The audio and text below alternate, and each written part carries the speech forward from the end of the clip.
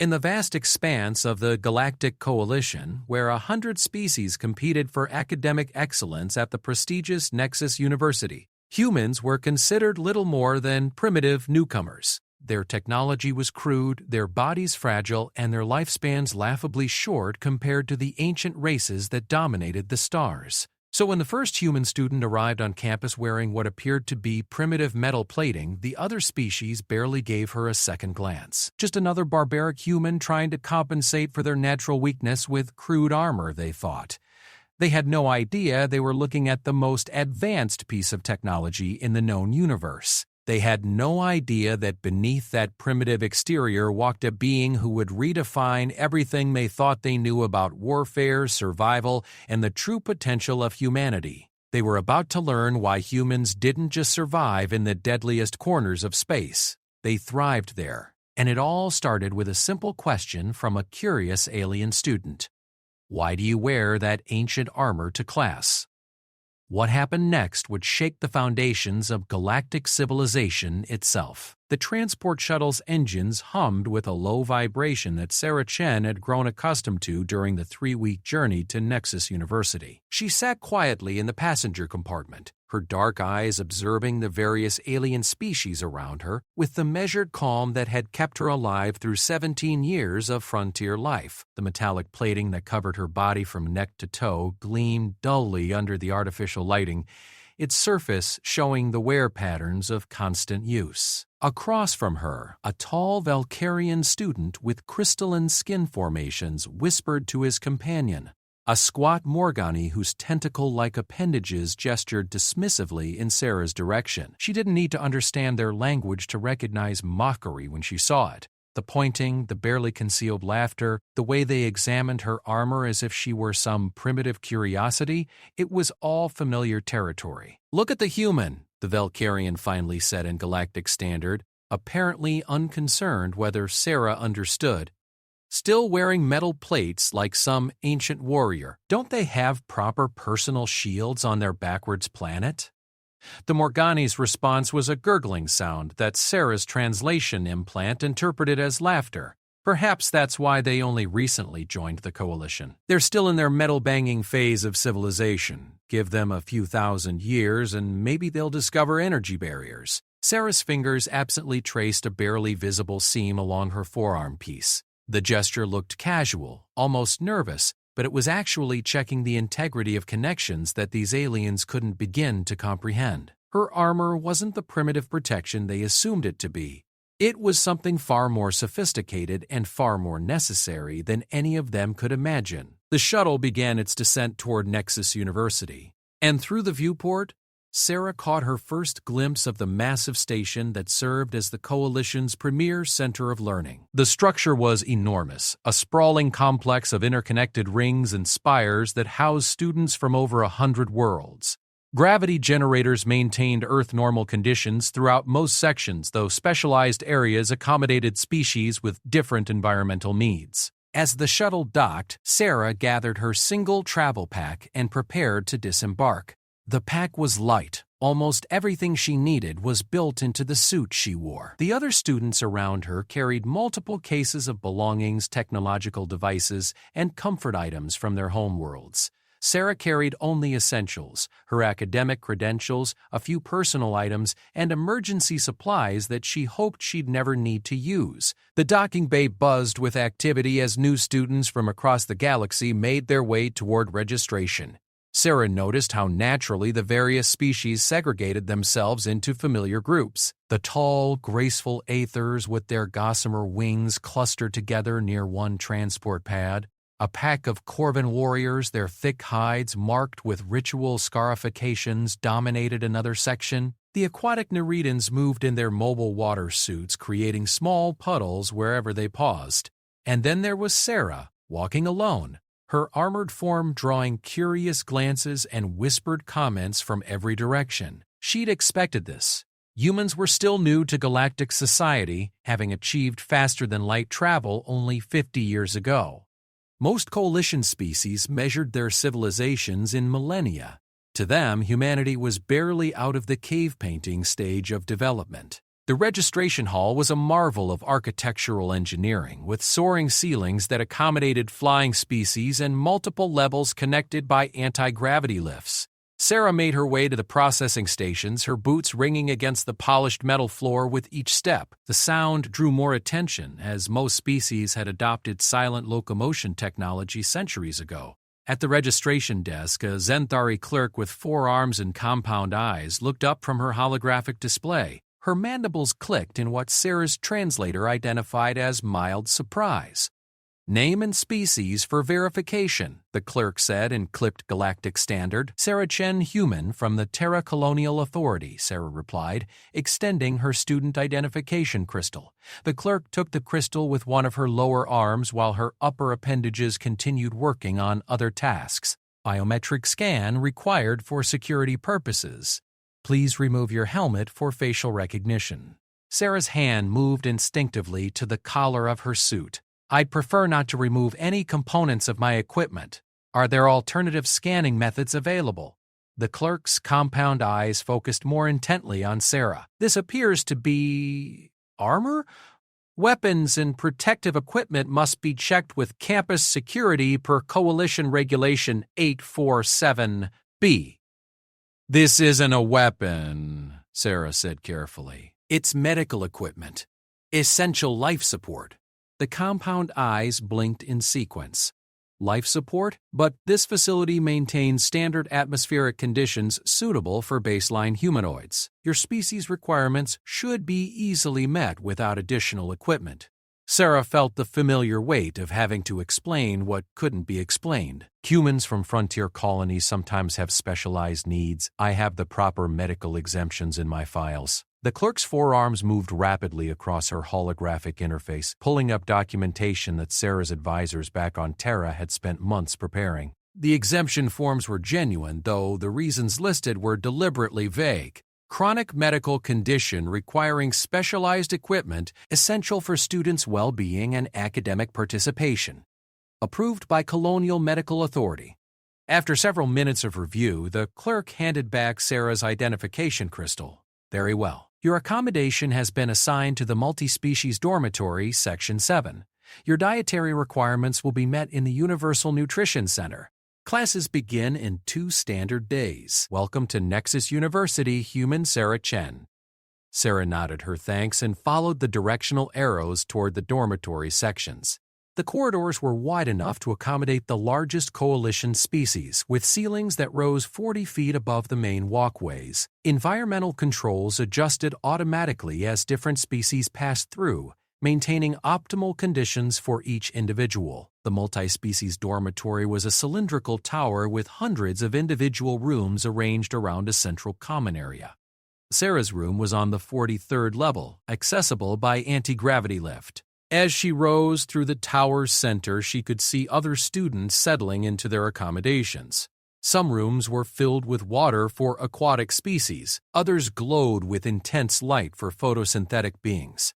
A few were completely dark, housing creatures that had evolved in the depths of space.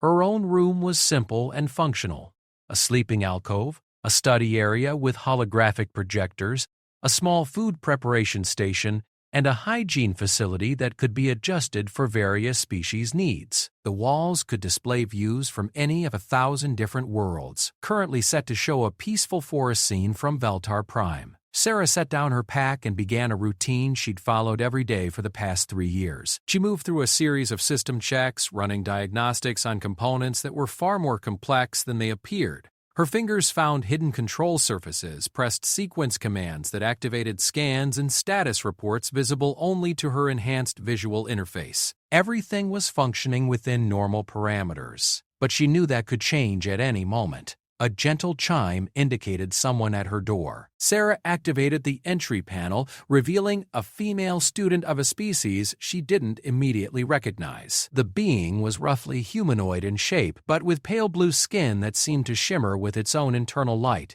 Her large eyes were completely black, and her movements had a fluid quality that suggested she might be partially aquatic. "Greetings," the student said in accented galactic standard. "I am Lyria Moonwhisper of the Ether Collective. I noticed you were alone during transport and thought you might appreciate an introduction to campus life. Sarah studied the offered greeting carefully. Aethers were known for their empathic abilities and their tendency toward genuine kindness. Still, caution was a habit that had kept her alive. "Sarah Chen," she replied. "Thank you for the consideration." Lyria's large eyes took in Sarah's armored form with curiosity rather than judgment. "Your protective equipment is quite impressive. The craftsmanship appears very sophisticated, though I'm not familiar with the design aesthetic. Is it from your homeworld?" The question was innocent enough, but Sarah had learned to be careful about details. "It's specialized equipment for humans from frontier regions. We face different challenges than those from the core worlds." "Fascinating," Lyria said, her voice carrying genuine interest. "I've heard that human colonies have spread remarkably quickly for such a young species. You must have encountered many dangerous environments." Sarah nodded, some more than others. Lyria seemed to sense Sarah's reluctance to elaborate and gracefully changed the subject. "Would you be interested in joining a group of us for the evening meal? There are several first-year students from different species who have formed an informal study group. We thought it might be helpful to share perspectives on the upcoming curriculum." Sarah considered the invitation. Social interaction wasn't something she'd had much experience with, but she recognized its importance in this environment. "I appreciate the offer. What time and location?" "The Universal Nutrition Center, level 15, at the evening meal period. Look for the table near the observation windows. We'll be the mixed group trying to figure out which foods won't poison us," Lyria said with what Sarah's translator interpreted as humor. After Lyria left, Sarah returned to her system checks and began reviewing the academic materials that had been loaded into her room's computer system. Nexus University's curriculum was renowned throughout the coalition for its depth and complexity. Students came here to study everything from xenobiology to quantum engineering, from galactic history to interdimensional physics. Sarah's own focus would be on defensive systems and strategic analysis. As the day cycle progressed toward evening, Sarah made her way to the nutrition center. The space was enormous, with sections dedicated to the dietary needs of dozens of different species. Some areas featured traditional solid foods, others provided nutrient-rich gases or liquids. The observation windows that Lyria had mentioned offered a stunning view of the local star system with 3 planets visible as bright points of light against the starfield. She found the mixed species table easily enough. Lyria was there, along with 5 other students who represented a diverse cross-section of coalition species. There was Tax, a Corvin, whose warrior heritage was evident in his scarred hide and ceremonial bone jewelry. Beside him sat Quinn, a Zenthari whose rapid speech and multiple simultaneous gestures indicated high intelligence and possibly some anxiety about the social situation. A young Valkyrian named Christos had positioned himself to catch the light from the windows, his crystalline skin formations creating tiny rainbows across the table. Near the window sat Nerion, a Neridon in his water suit who communicated through a vocalization device. Finally, there was Vex, a Shadowkin whose dark, shifting form seemed to absorb light rather than reflect it. "Sarah," Lyria called out as she approached. "Everyone, this is the human student I mentioned." The group greeted her with various gestures and vocalizations that her translator interpreted as welcoming. Sarah took a seat at the table, noting how each species had adapted the standard furniture to their needs. Tex's chair had been reinforced to handle his mass. Nerion's water suit was connected to a specialized feeding tube. Vex seemed to exist partially outside normal space, making the chair arrangement somewhat irrelevant. "We were just discussing the preliminary course requirements," Quinn said, her mandibles clicking rapidly as she spoke. "The xenobiology curriculum appears quite extensive. 3 different anatomy systems, comparative physiology, environmental adaptation theory. It's going to be challenging for all of us," Christos added, his voice carrying harmonic overtones that created a pleasant resonance. "Each of us will be studying species that are completely alien to our own evolutionary background." Tax leaned forward, his massive frame making the reinforced chair creak slightly. "At least you're all studying living things. Military strategy and tactics theory requires understanding conflicts that span thousands of years and dozens of different warfare philosophies. Some Corvin battle techniques rely on pheromone communication. How do you teach that to species that can't even detect pheromones? Your protective equipment suggests you might have some military background, Vex observed, their voice seeming to come from somewhere other than their shifting form. Is that common among human students? Sarah felt the weight of attention from the group. They were curious but not hostile, which was more than she'd often experienced. Humans from frontier colonies learn defensive skills early. It's a practical necessity. What sort of threats do frontier colonies face? Nerion asked through his vocalization device. The star charts indicate human expansion has been remarkably rapid. You must have encountered numerous environmental challenges. The question touched on classified information, but Sarah could provide a general answer. Space is dangerous. Environmental hazards, equipment failures, resource scarcity. Sometimes hostile wildlife frontier colonists learn to be self-sufficient because help might be weeks or months away. Lyria's empathic abilities seemed to pick up on Sarah's discomfort with the questioning. Perhaps we could discuss the practical aspects of our curriculum. I notice we're all enrolled in the Universal Ethics course. That should be interesting considering how differently our species approach moral and ethical questions. The conversation shifted to academic topics, and Sarah found herself able to participate more freely. The Universal Ethics course would indeed be challenging, as each species brought fundamentally different perspectives on concepts like individual rights, collective responsibility, and the value of different forms of life. The discussion revealed just how complex interspecies cooperation could be when basic assumptions about existence weren't shared. As the evening progressed, Sarah began to understand why Lyria had invited her to join this group. Each student was an outsider in their own way. Tex was unusually intellectual for a Corvin. Quinn showed signs of social anxiety unusual for Xanthares. Christos was studying biological sciences rather than the energy manipulation typical of his species. Nerion had chosen to study land-based environmental systems despite being aquatic. Vex was pursuing courses in quantum physics, an odd choice for a being that existed partially outside normal spacetime. And Lyria herself was focusing on military strategy, surprising for an ether given their typically peaceful nature. They were all misfits, in their own ways, students who didn't quite fit the typical patterns of their species. Sarah realized that her own situation, a human wearing mysterious armor and reluctant to discuss her background, fit perfectly into this group of individuals who were each pursuing paths that diverged from their species' norms. As the evening wound down, the group made plans to study together for their upcoming placement examinations. Sarah agreed to participate, recognizing that academic success would require collaboration and that these students seemed genuinely interested in helping each other succeed rather than competing for individual advantage. Walking back to her dormitory room, Sarah reflected on the day's events. The social interaction had been more positive than she'd expected, though she remained cautious about revealing too much about herself or her equipment. Her mission here was complex: succeed academically to maintain her cover, gather intelligence on coalition defensive capabilities, and prepare for possibilities that she hoped would never come to pass. Back in her room, she completed her nightly equipment checks and reviewed the day's recordings. Her armor had been constantly monitoring the environment, analyzing atmospheric composition, scanning for potential threats, recording conversations and technical specifications. The data would be transmitted to Terra Colony in encrypted packets, contributing to humanity's growing understanding of coalition technology and capabilities. As she prepared for sleep, Sarah allowed herself a moment of satisfaction. The first day had gone well. She'd established a social group, begun her academic work, and maintained her cover without incident.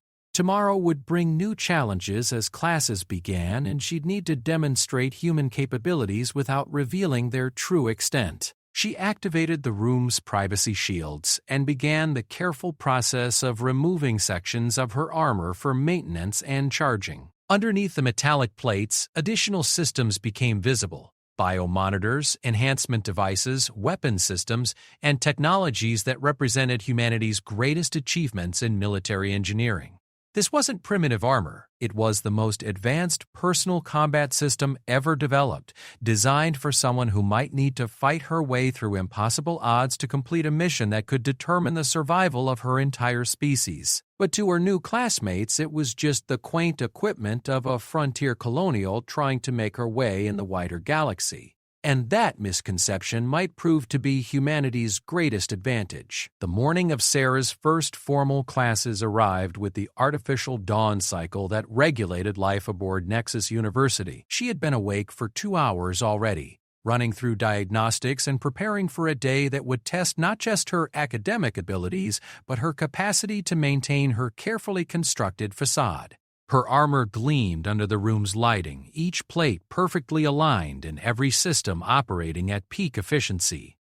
The first course of the day was comparative xenobiology, taught by Professor Velnath, a renowned ether scientist whose research had revolutionized understanding of interspecies. The classroom was a marvel of adaptive technology, with seating that automatically adjusted for different physiologies and environmental controls that created microzones of optimal conditions for each species present. Sarah took a seat in the middle section, her armored form drawing the usual curious glances from other students.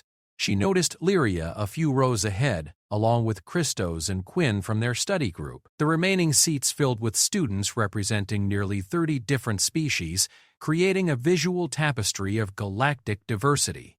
Professor Velnath entered through a shimmering energy field that served as the classroom door. Her ethereal form seemed to glide rather than walk, and her voice carried harmonic frequencies that resonated differently for each species present, allowing optimal comprehension regardless of auditory evolution. Welcome to comparative xenobiology. She began, her words accompanied by holographic displays that materialized around the classroom. This course will challenge your fundamental assumptions about life itself. You will discover that your own species' evolution represents just one possible solution to the challenges of existence. The first holographic display showed a DNA helix, then morphed to demonstrate the genetic structures of various coalition species. Silicon-based Valkyrian chains appeared alongside carbon-based Terran sequences, followed by the quantum-entangled genetic codes of the Shadowkin and the crystalline growth patterns of the Lethean collective. Today we begin with adaptation mechanisms, Professor Velnath continued. How do species survive in hostile environments? What evolutionary pressures shape the development of defensive and offensive capabilities?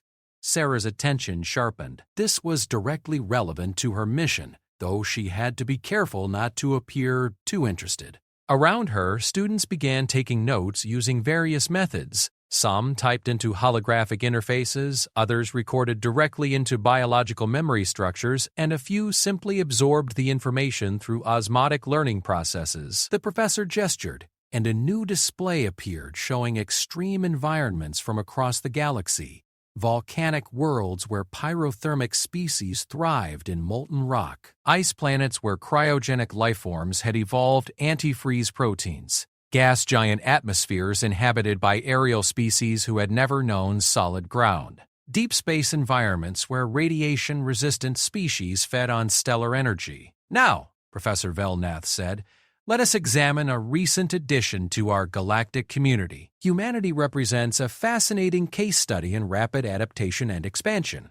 Sarah felt every eye in the classroom turn toward her. The professor continued, apparently unaware of her students' discomfort. Humans emerged from a relatively stable world, yet within mere decades of achieving space travel, they have established colonies in environments that challenge species with millions of years of evolutionary advantage. How is this possible? Christos raised a crystalline appendage. Perhaps their technology compensates for biological limitations? Professor Velnath nodded approvingly. An excellent hypothesis. But consider this. Their technology is relatively primitive compared to established coalition standards. Their ships lack quantum displacement engines. Their weapon systems operate on projectile principles rather than energy manipulation. Their protective equipment, her gaze settled on Sarah, appears to be actual physical armor rather than energy barriers. Several students chuckled at what they perceived as human technological backwardness. Sarah remained motionless, though her armor's internal systems were recording every detail of the conversation. Yet, the professor continued, human colonies now exist in environments that would quickly kill unprotected members of most other species. Worlds with deadly radiation levels. Planets with toxic atmospheres. Systems where spatial anomalies create constant threats. How do primitive humans survive where advanced species would perish? Take spoke up from the back of the classroom, his deep voice carrying easily. Perhaps they are more physically resilient than they appear? An intriguing possibility, Professor Velnath replied. Miss Chen, as our human representative, perhaps you could provide insight into these adaptation mechanisms. Sarah felt the weight of 40 alien gazes focused on her. She had prepared for this moment, but the reality was still uncomfortable. Humans have developed what we call adaptive redundancy, she said carefully. We prepare for multiple failure scenarios simultaneously. Could you elaborate? The professor asked, genuine curiosity in her voice. Sarah chose her words with extreme care. Human colonists assume that primary systems will fail. We plan for equipment breakdown, environmental changes, resource depletion, and hostile encounters. Our approach emphasizes backup systems, multiple solution paths, and individual preparedness for worst-case scenarios. Fascinating, Professor Velnath mused. So you compensate for technological limitations through strategic planning and personal resilience. But this raises another question. What exactly constitutes hostile encounters in human colonial expansion? The classroom fell silent. This was dangerous territory, touching on classified aspects of human expansion that Sarah couldn't discuss. She deflected carefully. Space is inherently hostile. Equipment failures can create emergency situations.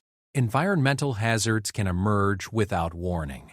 Colonies need to be prepared for any threat to their survival. Of course, the professor agreed, though her expression suggested she sensed there was more to the story. Perhaps we could examine your protective equipment more closely, as an example of human adaptive technology? Sarah's heart rate increased, though her armor's bioregulators prevented any external signs of stress. I'd prefer to keep my equipment intact during class. It's calibrated for my specific physiological needs. Certainly, Professor Velnath replied graciously, but perhaps you could describe the principles involved. How does human protective technology function? This was a test, Sarah realized. The professor was probing to understand human capabilities, possibly for academic reasons, but also potentially for intelligence gathering. Coalition species were curious about humanity's rapid expansion, and any information about human technology could be valuable. Human protective systems emphasize redundancy and adaptation, Sarah said, sticking to general principles. Multiple backup systems, environmental monitoring, threat assessment, and response capabilities integrated into a single platform. She gestured to her armor without activating any controls. This equipment monitors atmospheric conditions, provides life support, offers protection against environmental hazards, and includes communication systems for colony coordination. Remarkable, Professor Velnath said. Multiple functions integrated into what appears to be relatively simple metallic plating. Human engineering follows different principles than most coalition technologies. Quinn's mandibles clicked as she raised a question. If human technology is so practical and effective, why does it appear so primitive compared to coalition standards? Sarah had anticipated this question. Different species develop technology based on their evolutionary advantages. Xantharis excel at micro-manipulation because of your natural dexterity. Aethers develop energy systems because of your ability to perceive quantum fields directly. Humans develop robust, redundant systems because we evolved in environments where failure meant death. So, human technology prioritizes reliability over sophistication? Christos asked. Exactly, Sarah confirmed. Better to have equipment that works in any situation than advanced systems that fail under stress. Professor Velnath nodded thoughtfully. This suggests an interesting evolutionary pressure. Most species develop technology after achieving environmental mastery. Humans appear to have developed technology as a survival necessity. The discussion continued for another hour, covering adaptation mechanisms across various species. Sarah participated carefully, providing insights that demonstrated human capabilities without revealing their true extent. Her armor's sensors were constantly recording the technical specifications of Coalition classroom technology, noting the energy signatures of various devices and analyzing the defensive capabilities of the station itself. When the class ended, several students approached Sarah with additional questions. Lyria was among them, her empathic abilities apparently detecting something beneath Sarah's careful composure. "Your explanation of human technology was very interesting," Lyria said as they walked toward their next class. "But I sense there's more complexity than you described." Sarah looked at her new friend carefully. "What do you mean?" "Your equipment shows signs of wear, but not random wear. The pattern suggests very specific types of stress. Combat stress." The observation was uncomfortably accurate. Sarah's armor did show signs of combat damage, carefully repaired but still detectable to someone with Lyria's analytical abilities. "Frontier life can be dangerous," Sarah said neutrally. "Equipment gets tested under harsh conditions." Lyria nodded, but her large dark eyes continued to study Sarah's armor with interest. "The stress patterns suggest projectile impacts, energy weapon exposure, and atmospheric transition damage. That's quite a range of environmental hazards." Before Sarah could respond, they arrived at their next classroom for strategic analysis, taught by Commander Krax, a Corban military veteran whose reputation for brutal honesty was legendary throughout the Coalition. The classroom was configured like a military briefing room, with tactical displays and strategic analysis equipment that immediately caught Sarah's attention. Commander Krax entered with the purposeful stride of a career soldier. His scarred hide and missing left arm testified to extensive combat experience, and his eyes held the sharp assessment of someone accustomed to life-or-death decisions. "Strategic analysis," he began without preamble, "is the art of understanding conflict before it occurs. You will learn to assess threats, analyze capabilities, predict enemy actions, and develop response strategies that maximize your force's advantages while exploiting opponent weaknesses." The first tactical display showed a star system with multiple planets and defensive installations. "Your assignment today is threat assessment. You have been given intelligence data on a hostile force approaching this system. Your task is to evaluate their capabilities, predict their most likely attack vectors, and recommend defensive strategies." Students were divided into teams based on species compatibility. Sarah found herself grouped with Tax, whose military background made him a natural choice for strategic analysis, and Vex, whose shadowkin abilities to perceive multiple dimensional aspects provided unique tactical insights. "Human," Tax said as they began analyzing the data, "your species' rapid expansion suggests significant military capabilities. What can you tell us about human strategic doctrine?" This was exactly the kind of question Sarah had hoped to avoid, but she needed to participate convincingly. "Human strategy emphasizes mobility, redundancy, and adaptive response. We assume that initial plans will fail and prepare multiple contingency options. Vex's shifting form focused on the tactical display. Interesting approach. Most species develop strategies based on their technological advantages. Corvan tactics utilize superior physical strength. Zenthari strategies rely on computational analysis. Ether approaches emphasize precognitive abilities." What advantages do humans leverage? Sarah studied the tactical problem while considering her response. The hostile force showed typical Coalition attack patterns. Energy weapons, shield systems, coordinated squadron movements. She could see 17 different vulnerabilities in their formation, 12 ways to exploit their communication protocols, and at least 6 methods to turn their technological advantages against them. "Humans are good at finding unconventional solutions," she said carefully. "We look for opportunities that others might miss." "Demonstrate," Tax challenged, gesturing at the tactical display. Sarah hesitated, then decided that showing basic tactical competence wouldn't reveal too much. She highlighted several positions on the display.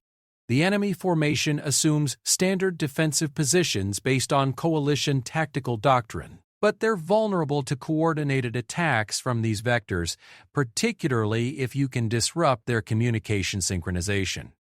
She indicated weak points in the enemy shields. Their energy distribution follows predictable patterns. Target these nodes simultaneously, and their entire defensive grid will collapse. Vex studied her analysis with interest. Your tactical assessment identifies vulnerabilities that our combat instructors would consider advanced level analysis. This suggests either exceptional natural ability or extensive training. Sarah realized she had revealed more than intended.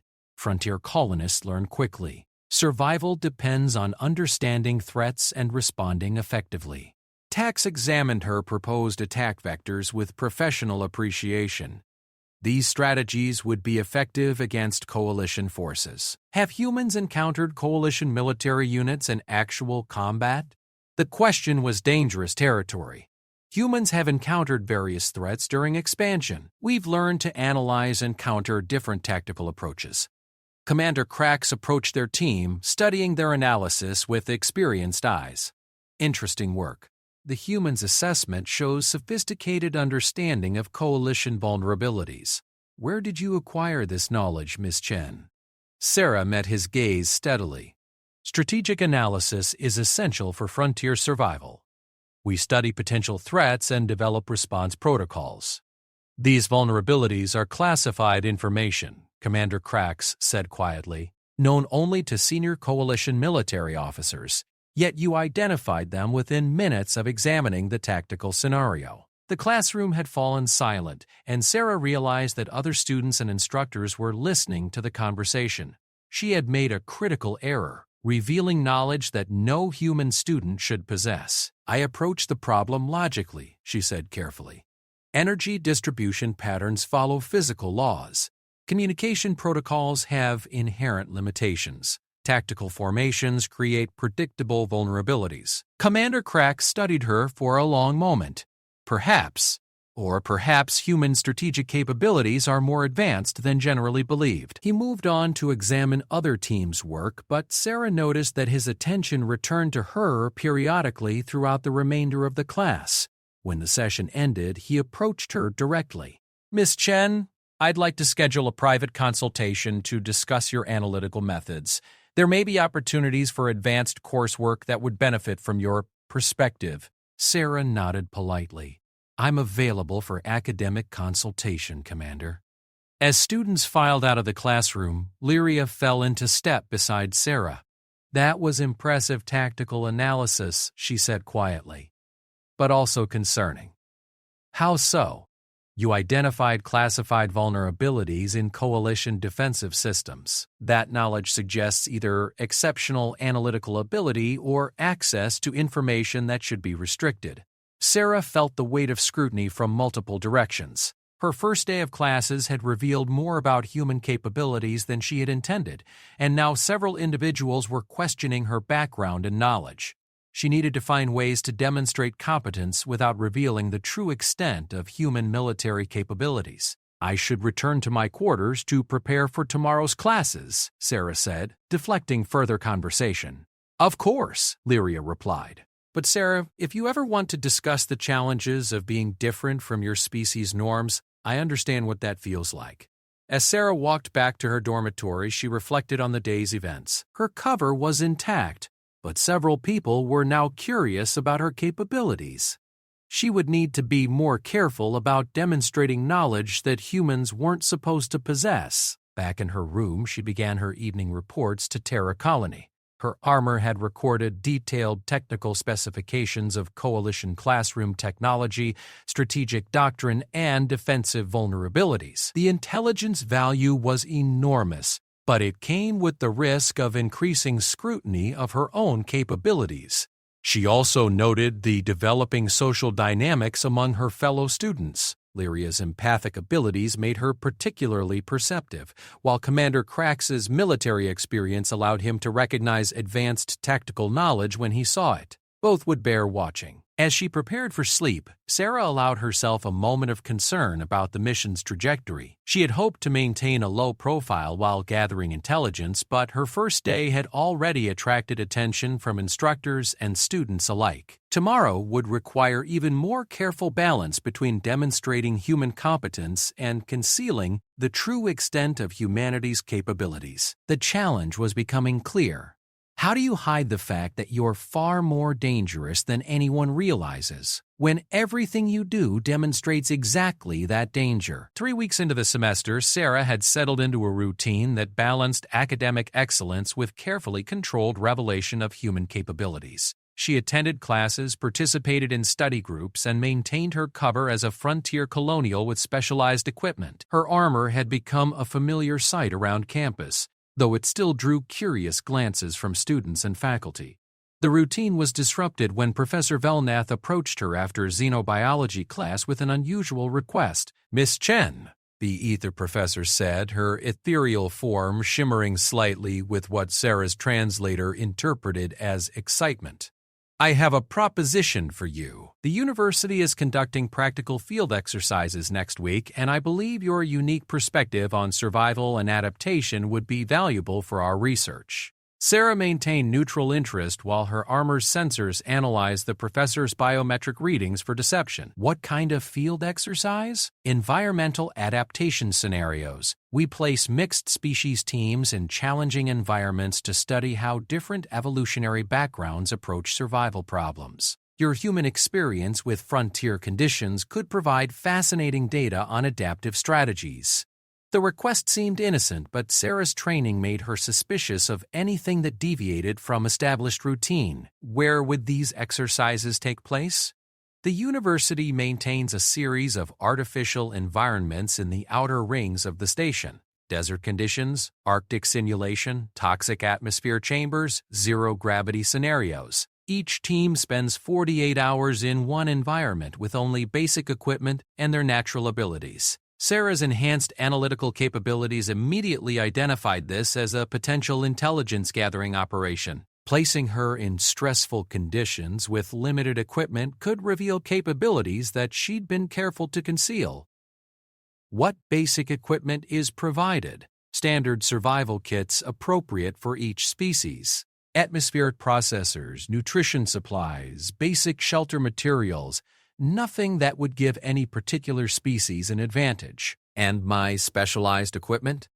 Professor Velnath's expression showed genuine curiosity. "That's part of what makes this exercise interesting." "Your armor represents human adaptation technology. We'd like to study how it performs under stress compared to other species' natural abilities." Sarah realized this was a test, though she wasn't certain whether Professor Velnath was acting independently or under instructions from university administration.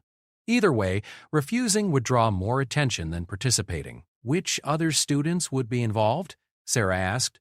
"I'm forming teams based on complementary capabilities. You would be grouped with Lyria for her empathic and environmental sensitivity, Tax for his physical resilience and combat experience, and Quinn for her analytical and computational abilities." Sarah noted that this grouped her with the students who had already shown the most interest in her background and capabilities. When would this exercise begin? "Next week, during the academic break period. 48 hours in a challenging environment, followed by comprehensive analysis of survival strategies and adaptation techniques." Sarah had little choice but to agree. Refusing would only increase suspicion about her reluctance to reveal human capabilities. "I'll participate, provided my medical equipment exemptions remain in effect." "Of course," Professor Velnath assured her. "We're studying adaptation, not endangering students.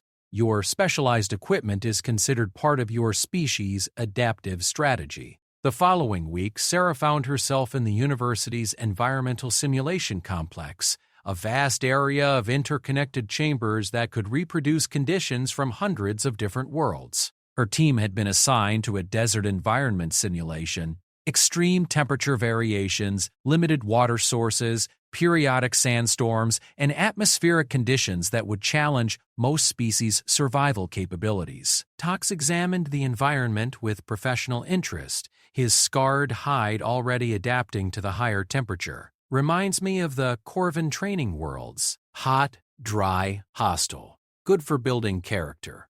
Quinn's mandibles clicked nervously as she consulted her portable atmospheric analyzer.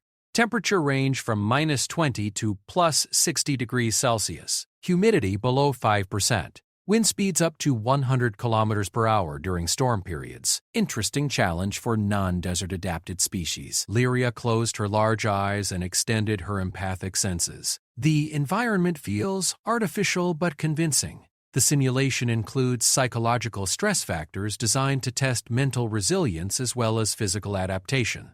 Sarah activated her armor's environmental analysis systems, though she kept the displays internal to avoid revealing their sophistication. Temperature sensors, atmospheric composition analyzers, threat detection arrays, and tactical assessment protocols all came online simultaneously. Within seconds, she had a complete picture of the simulated environment, including hidden monitoring stations and the locations of emergency exits that the other students hadn't noticed.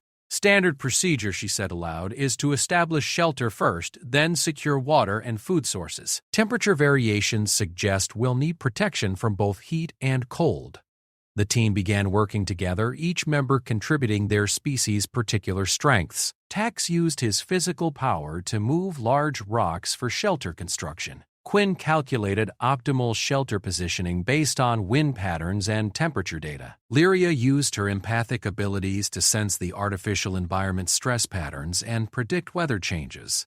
Sarah found herself in the difficult position of contributing significantly to their survival, while appearing to rely on primitive human technology. Her armor provided detailed environmental data, but she had to pretend to gather information through observation and basic instrumentation.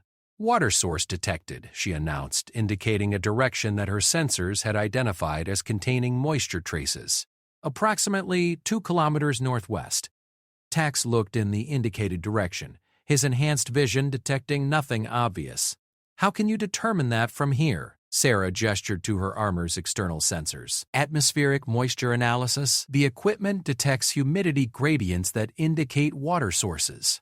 Impressive sensitivity, Quinn observed. Zinthari atmospheric analyzers require much closer proximity for accurate water detection. The team made their way toward the water source, navigating rocky terrain that became increasingly challenging as the day progressed. Sarah's armor provided detailed topographical mapping and threat analysis, allowing her to guide the group around dangerous areas while appearing to rely on basic navigation skills. As evening approached, the temperature began dropping rapidly. Most species would need shelter and heating to survive the coming night, but Sarah's armor maintained perfect environmental control regardless of external conditions. She needed to appear affected by the cold while actually experiencing no discomfort whatsoever. Temperatures dropping fast, Tax commented, his breathing beginning to show vapor in the cooling air. Lyria wrapped her gossamer wings around herself for insulation. My species doesn't handle extreme cold well. We need shelter soon. Sarah nodded agreement while her internal climate systems maintained perfect comfort. I'll gather material for a windbreak. My equipment includes basic construction tools. She activated external manipulator arms that emerged from her armor's back plates, appearing to be simple mechanical tools but actually representing advanced engineering that could assemble complex structures from basic materials. To her teammates, it looked like she was using primitive human technology to build a simple shelter. In reality, she was constructing an advanced environmental control station disguised as a basic windbreak. Remarkable tool integration, Quinn observed as Sarah's manipulator arms worked with inhuman precision. Human engineering follows very different principles than coalition technology. Functionality over appearance, Sarah replied, echoing her previous explanations of human design philosophy. As the shelter took shape, hidden systems built into its structure began regulating temperature and airflow to create optimal conditions for all 4 species. To the others, it appeared to be a simple rocky enclosure that happened to provide excellent protection from the elements. The first day concluded with the team successfully establishing shelter, locating water, and preparing for the challenges of the second day.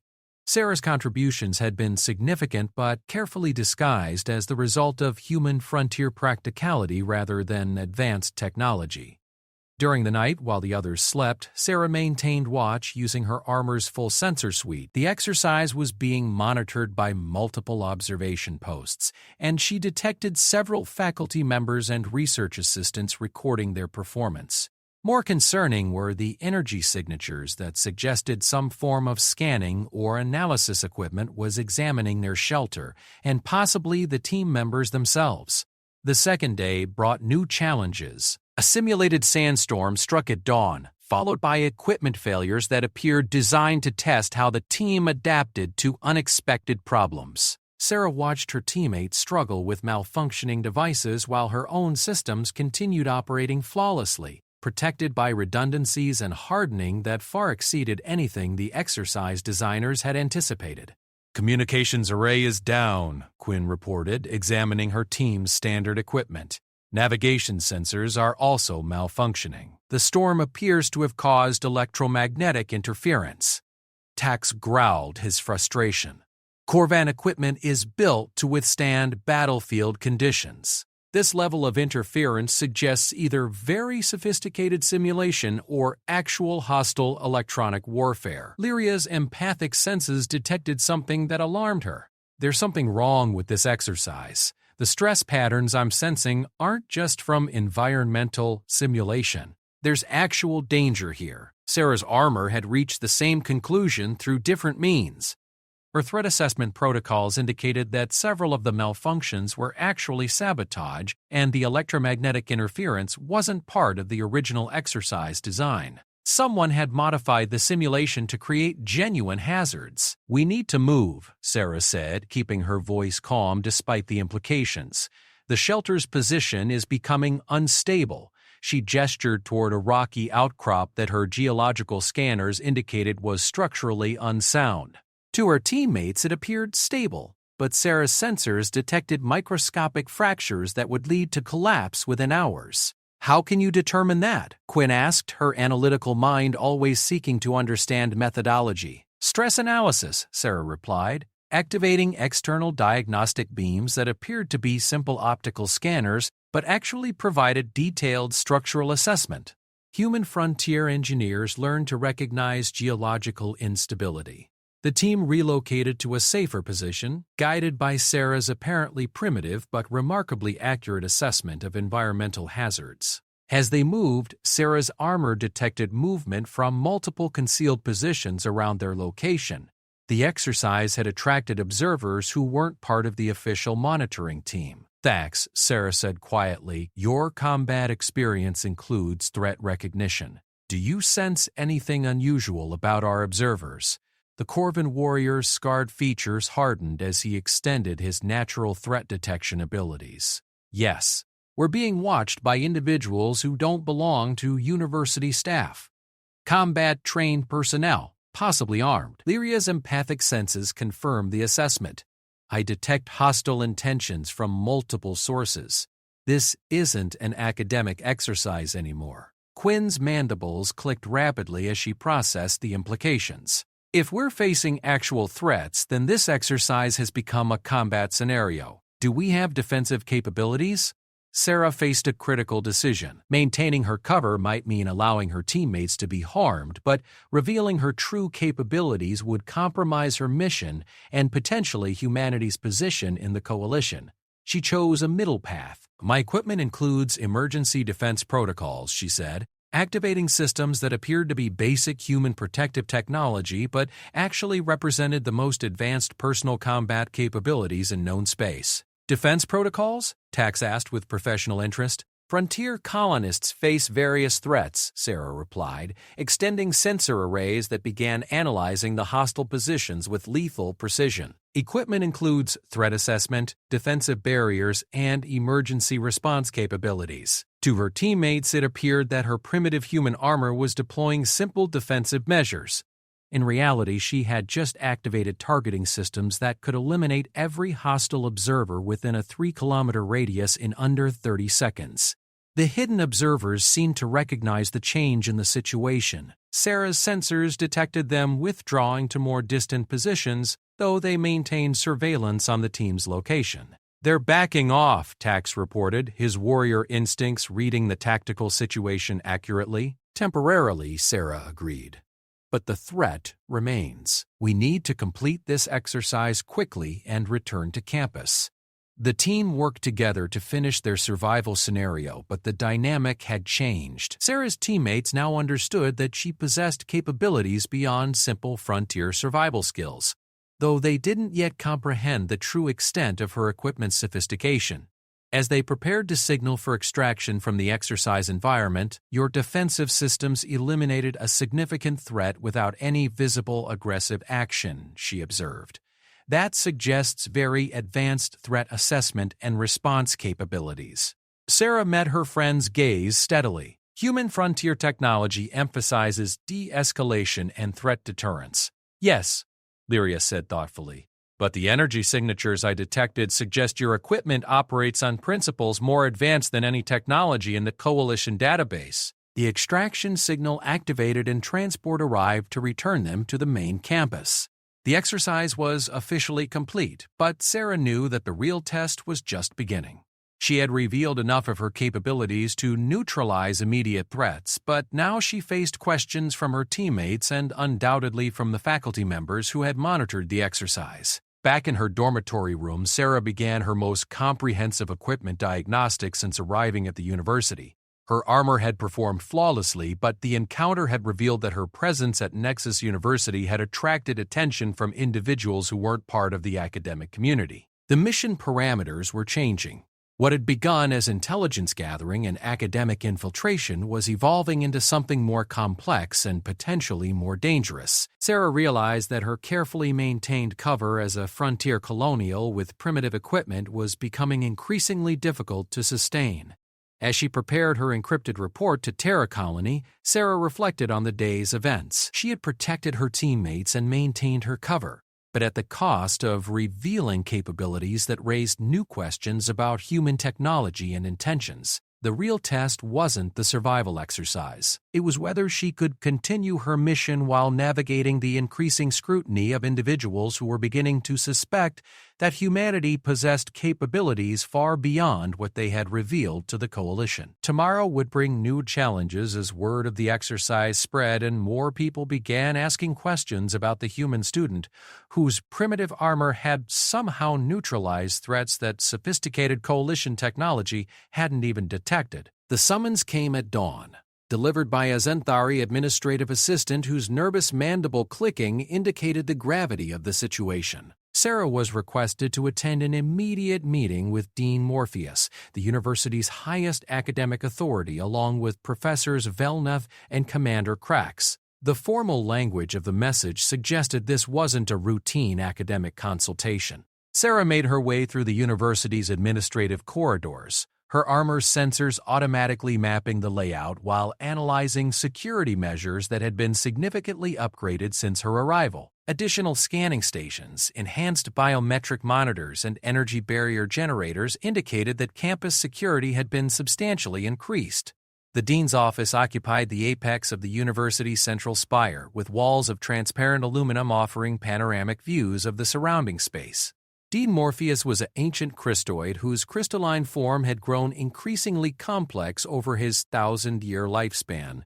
His species aged by adding layers of mineral accretion, and his current configuration suggested vast experience and accumulated wisdom. Professor Velnath was present in her characteristic shimmering form, while Commander Krax's scarred bulk dominated one side of the spacious room. Also present, somewhat unexpectedly, was Director Zen of Coalition Intelligence, whose reputation for ruthless efficiency was known throughout the galaxy. "Miss Chen," Dean Morpheus began, his voice resonating with harmonic frequencies that created complex patterns in his crystalline structure. "Thank you for attending this urgent meeting. We need to discuss yesterday's events during the environmental exercise." Sarah took the offered seat while her armor's passive sensors analyzed everyone present. Dean Morpheus registered as genuinely concerned but not hostile. Professor Velnath showed signs of scientific excitement mixed with apprehension. Commander Krax displayed professional wariness. Director Zen remained completely unreadable, his biosignals masked by sophisticated personal shielding. I understand there were some irregularities during the exercise, Sarah replied carefully. Irregularities, Director Zen said with dry humor, is an interesting way to describe the complete neutralization of a covert surveillance team without any visible aggressive action. Sarah maintained neutral composure while running rapid calculations. The presence of coalition intelligence indicated that the situation had escalated beyond academic concerns. I'm not certain what you're referring to, Director. My team completed the survival exercise according to established protocols. Commander Krax leaned forward, his one remaining eye focusing intently on Sarah's armored form. Miss Chen, the surveillance team consisted of 6 highly trained intelligence operatives equipped with advanced stealth technology and military-grade personal shielding. They were neutralized by some form of energy field that caused complete systems failure without triggering any defensive responses from their equipment. The interesting aspect, Professor Velnath added, is that our monitoring equipment detected no energy discharges, weapons fire, or other aggressive actions from your team's position. Yet somehow, 6 concealed operatives found their equipment completely non-functional and were forced to withdraw from the exercise area. Sarah realized that direct denial would be pointless. Her armor's defensive systems had been more effective than she'd intended, and the sophistication of their response had exceeded what primitive human technology should have been capable of. Frontier colonists develop effective defensive capabilities, she said, maintaining her established cover story. Our equipment includes threat assessment and response systems designed for hostile environments. Dean Morpheus's crystalline form shifted, light refracting through his structure in patterns that indicated deep thought. Miss Chan, the technology demonstrated yesterday operates on principles that don't exist in any coalition database. Your equipment appears to utilize quantum field manipulation, gravitational distortion, and energy patterns that suggest mastery of physics beyond current understanding. Director Zen activated a holographic display showing detailed sensor readings from the exercise.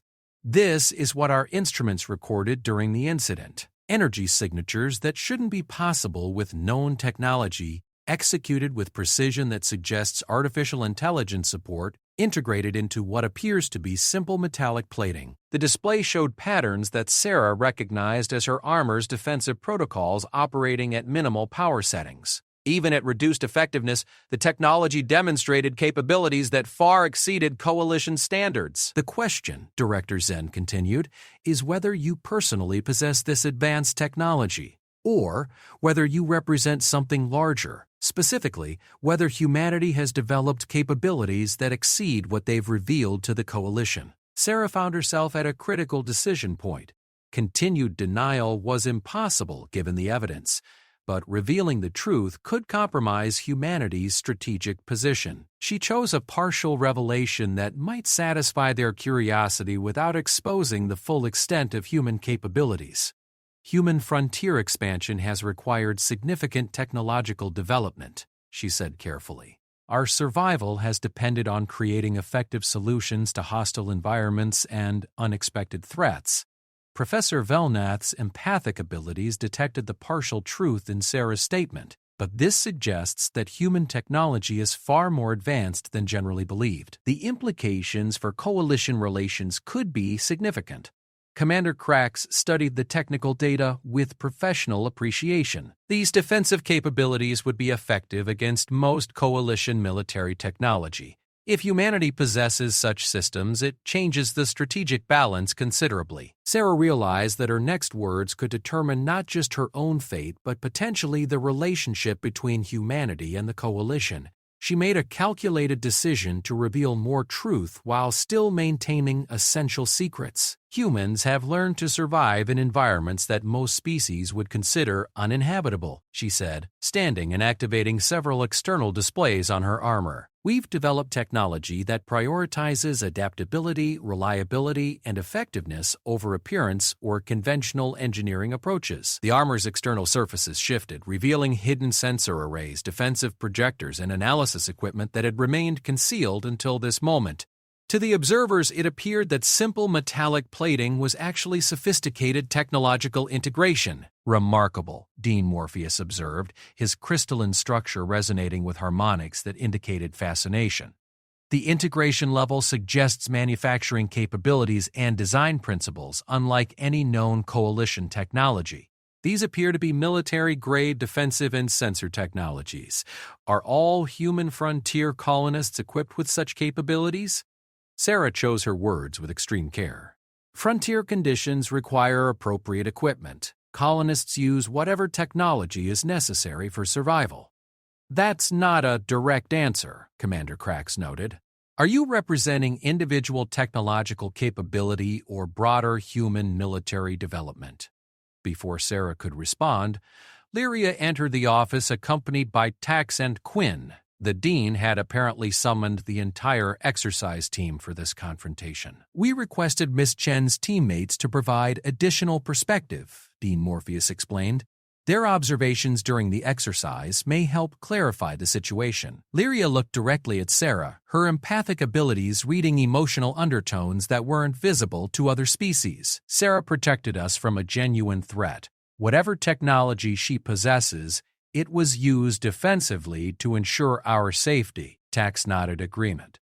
The threat assessment and response were professional-level military capabilities, but the execution emphasized protection over aggression, honorable conduct.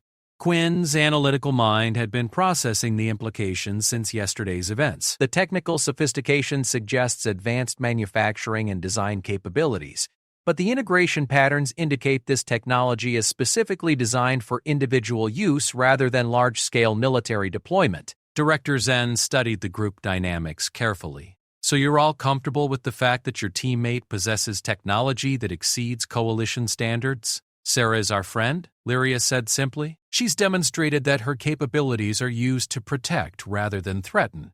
Her species' technological advantages don't change that. Professor Velnath approached Sarah directly. Would you be willing to participate in technical analysis sessions? The scientific implications of human technological development could benefit all coalition species. Sarah recognized this as a request for technology transfer, something that exceeded her mission authority. I'm here as a student, Professor. My equipment is personal property designed for my specific needs. Of course, Dean Morpheus agreed, but the university could offer advanced research opportunities that might benefit both human technological development and coalition scientific understanding. Commander Krax cut to the essential military question. Miss Chen, does humanity pose a threat to coalition security? The directness of the question demanded an equally direct response. Sarah met his gaze steadily. Humans seek peaceful coexistence and mutual benefit through coalition membership. Our technological development is focused on exploration and defense, not aggression. Defense against what? Director Zen asked pointedly. Your expansion has been remarkably rapid for a species with supposedly limited technology. What threats have you encountered that required such advanced defensive capabilities? This touched on classified information about humanity's expansion into regions of space that harbored dangers unknown to coalition species. Space is inherently hostile. Human expansion has encountered environmental hazards, equipment failures, and occasional hostile wildlife that required adaptive responses. Wildlife? Professor Velnath inquired. What sort of wildlife requires military-grade defensive technology? Sarah realized she had said too much, but couldn't retreat from the statement without raising more suspicions. Frontier colonies sometimes encounter aggressive species or dangerous phenomena. Preparation prevents casualties. Director Zen activated another holographic display showing human expansion patterns across the galaxy. Your colonies have been established in regions that most coalition species avoid due to dangerous spatial anomalies, radiation hazards, and reports of hostile encounters. Are these the wildlife you're referencing? The display showed star systems that Sarah knew contained threats that would terrify most coalition species, regions where humanity had encountered and survived contact with entities that existed partially outside normal spacetime, phenomena that could consume entire star systems. and artifacts left by civilizations that had transcended physical existence in ways that made them incredibly dangerous to contact. Human frontier expansion follows available opportunities, Sarah said neutrally. We establish colonies where others haven't already claimed territory. Commander Krax studied the expansion patterns with strategic analysis. These regions show evidence of previous civilizations that disappeared under unknown circumstances. Human colonies have been established in areas where entire species vanished without explanation. Sarah's armor detected increased stress patterns from everyone present. The conversation was approaching information that could reveal the true reasons for humanity's rapid technological advancement. Contact with threats that had forced human civilization to develop capabilities far beyond what their apparent technological level suggested. Miss Chen, Dean Morpheus said, his crystalline form shifting to indicate serious concern. If humanity has encountered threats that required such advanced defensive technology, the Coalition should be informed. Species disappearances in those regions represent potential dangers to all galactic civilizations. Sarah found herself at another critical decision point. The truth about humanity's encounters with existential threats would either cement human importance to Coalition security or trigger panic that could destabilize galactic civilization. Neither outcome aligned with her mission objectives. Humans are naturally cautious, she said, maintaining her careful balance between revelation and concealment. We prepare for worst-case scenarios because frontier expansion involves unknown risks. Lyria stepped forward, her empathic abilities allowing her to sense the emotional complexity beneath Sarah's controlled responses. There's more to this situation than you're able to tell us, isn't there? Sarah looked at her friend, recognizing that Lyria had detected the weight of responsibilities and knowledge that Sarah carried. There are always complexities in first contact situations between species with different backgrounds and capabilities. Director Zen concluded the meeting with a statement that carried ominous implications. Miss Chen, Coalition Intelligence will be conducting a comprehensive review of human technological capabilities and expansion activities. We trust you understand the importance of complete cooperation with this process. As the meeting ended, Sarah realized that her mission had reached a critical juncture. Her cover as a simple frontier colonial was no longer sustainable, but revealing the full truth about humanity's capabilities and the threats they'd encountered could have consequences that extended far beyond her individual situation. Walking back to her dormitory with Lyria, Thax, and Quinn, Sarah reflected on how fundamentally her situation had changed. Her teammates knew she possessed technology far beyond human norms. The university administration suspected broader implications for human coalition relations. Coalition intelligence was now actively investigating human capabilities. Sarah? Lyria said quietly as they reached the dormitory complex. Whatever secrets you're carrying, you don't have to face the consequences alone. Your friends will support you regardless of what you can or cannot reveal. Sarah felt an unexpected emotional response to the offer of unconditional friendship. Throughout her mission, she had maintained professional distance from other students, viewing them as sources of intelligence rather than genuine companions. But Lyria's empathic sincerity, combined with Tax's warrior honor and Quinn's analytical loyalty, represented something she hadn't expected to find at Nexus University: actual friendship. "Thank you," she said simply. "That means more than you might realize." As her friends departed for their own quarters, Sarah began preparations for what might be her final report to Terra Colony. The mission parameters had fundamentally changed, and decisions would soon be required that exceeded her individual authority. Tomorrow would bring new challenges as Coalition Intelligence began their investigation into human capabilities. Sarah would need to balance protecting humanity's strategic secrets with maintaining the relationships and opportunities that made her mission valuable. The question was no longer whether her cover would be blown, but whether the revelation of human capabilities would strengthen or threaten humanity's position in the galactic community. The emergency klaxons began wailing at 0347 hours Galactic Standard Time, jolting Sarah from her light sleep into immediate combat readiness. Her armor's threat detection systems had activated 3 seconds before the official alarms, identifying spatial distortions approaching the university that matched patterns in her classified threat database. This wasn't a drill or simulation. Something genuinely dangerous was heading directly toward Nexus University. Sarah's enhanced visual display showed chaos erupting throughout the station as emergency protocols engaged.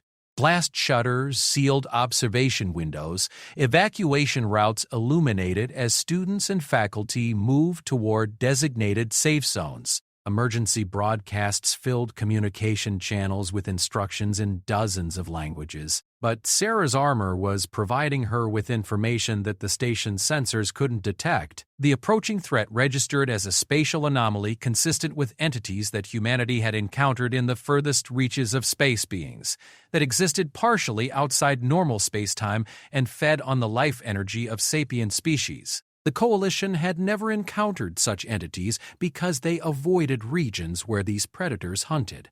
Her door chimed urgently. Sarah opened it to find Lyria, Tax, and Quinn in the corridor, all showing varying degrees of alarm and confusion.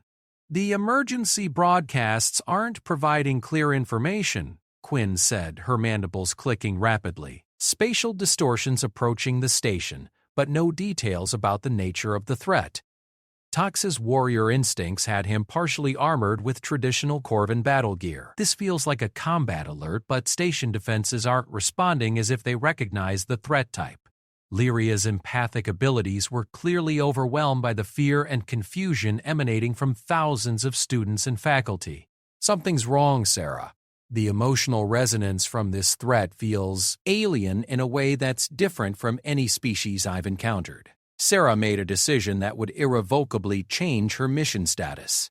"You need to get to the emergency shelters. This threat is beyond anything the station's defenses can handle." "How can you know that?" Quinn asked, her analytical mind seeking understanding even in crisis. Instead of deflecting, Sarah activated her armor's full capabilities for the first time since arriving at the university. External plates shifted and reconfigured, revealing advanced sensor arrays, weapon systems, and technologies that clearly exceeded anything in the Coalition's database. Her helmet sealed with a distinctive hiss as life support systems engaged and combat protocols activated. And won.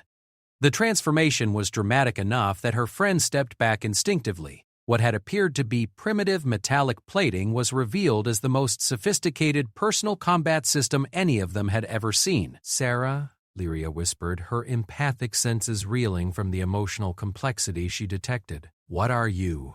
"Someone who came here to study Coalition defenses so that humanity could protect our new allies from threats they don't know exist," Sarah replied with complete honesty for the first time. Through the station's communication system, Director Zen's voice announced the gravity of the situation.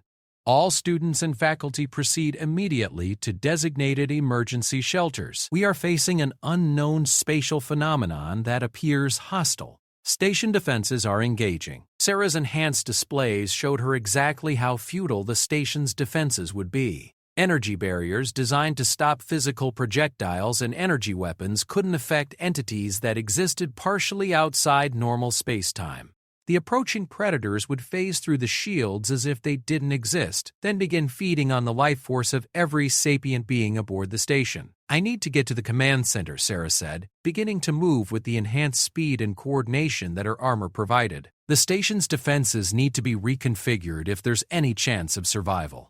Tax kept pace with her, his Corvan physiology allowing him to match her enhanced movement speed. "If you know how to fight these things, then we're coming with you." "This isn't your fight," Sarah protested, though she was already calculating how their various abilities might contribute to the station's defense. "It became our fight the moment those things threatened our home," Lyria said firmly, her gossamer wings carrying her alongside them as they moved through corridors filled with evacuating students. The command center was in chaos when they arrived. Dean Morpheus was coordinating evacuation procedures while Commander Krax attempted to organize defensive responses with equipment that his military experience told him was inadequate for the threat they faced. "Miss Chen," Director Zen called out as Sarah entered, "if you have any insights into this phenomenon, we need them now." Sarah approached the primary tactical display, which showed the approaching entities as indistinct spatial distortions.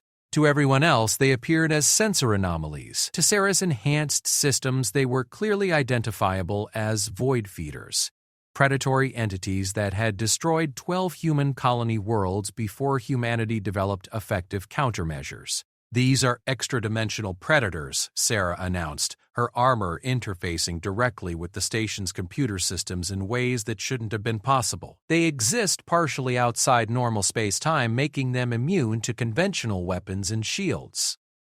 "How can you know that?" Commander Krax demanded. "Because humanity has encountered them before," Sarah replied, uploading tactical data to the station's computers. "We lost over 2 million colonists learning how to fight them effectively." The tactical display updated with information from Sarah's database, showing detailed analysis of entity movement patterns, feeding behaviors, and vulnerability profiles. The assembled command staff stared at data that exceeded their understanding of spatial physics and xenobiology.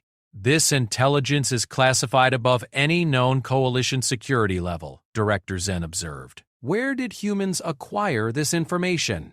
"The hard way," Sarah said grimly. "Human expansion moved into regions that more established species avoided because you instinctively recognized them as dangerous. We didn't have that wisdom, so we encountered things that most civilizations never survive long enough to catalog." Professor Velnath studied the data with scientific fascination mixed with horror. "These entities consume sapient life force directly. No known defensive technology could stop them." "Standard defensive technology," Sarah corrected, beginning to implement modifications to the station's shield generators. "But if you reconfigure energy patterns to create quantum interference fields, you can disrupt their dimensional stability and force them into normal space-time where conventional weapons become effective." Her armored fingers moved across control interfaces with inhuman precision, uploading tactical protocols that had been developed through humanity's bloodiest frontier encounters. The station's defensive grid began reconfiguring itself according to patterns that none of the coalition species had ever conceived.